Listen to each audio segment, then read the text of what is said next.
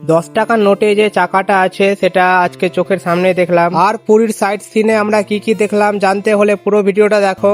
আজ পুরী ট্রিপের শেষ দিন, মনটা একটু খারাপ হলেও আজকের দিনটা কিন্তু একদম জমজমাট হতে চলেছে। সকাল সকাল ব্যাগ প্যাক করে হোটেল থেকে চেক আউট করে আমরা উঠে পড়লাম আমাদের আজকে টুরিস্ট বাসে। আর আমাদের টুরিস্ট গাইড পুরো দিনের প্ল্যানটা সুন্দর করে বুঝিয়ে দিলেন। বাস ছাড়তে আমাদের প্রথম স্টপ বিখ্যাত মনোরম চন্দ্রভাগা সমুদ্র সৈকত। নীল জল আর ঠান্ডা হাওয়া মনটা জাস্ট ভালো করে দিল। এখানে হালকা কিছু ছবি তুলে আমরা রওনা দিলাম আমাদের আসল আকর্ষণের দিকে। কোণার্কে পৌঁছে আমরা একটা হোটেলে খাবার অর্ডার করে রওনা দিলাম কোণার্কের বিখ্যাত সূর্য মন্দিরের দিকে। আর এই সূর্য মন্দিরে দেখতে পাবে 10 টাকার নোটে যে চাকাটা আছে পাথরের গায়ে, এই নিখুঁত ইতিহাস দেখে জাস্ট চোখটা জুড়িয়ে গেল। এই চাকাটা নাকি এখনো সত্যি সঠিক সময়টা বলে দেয়। তারপর হোটেলে এসে অর্ডার করা খাবারটা খেয়ে কমপ্লিট করলাম। দেন বাসটা চলতে থাকে ভুবনেশ্বরের দিকে। এই মাত্র দুটো জায়গা দেখতে পেলে এখনো অনেক কিছু বাকি আছে। ভুবনেশ্বর পৌঁছে পাহাড়ে বাস যাবে না, তাই ছোট গাড়িতে উঠেই চলে এলাম শান্তির প্রতীক ধৌলি শান্তি স্তূপে। তারপর কিছুটা বাসে ভ্রমণ করে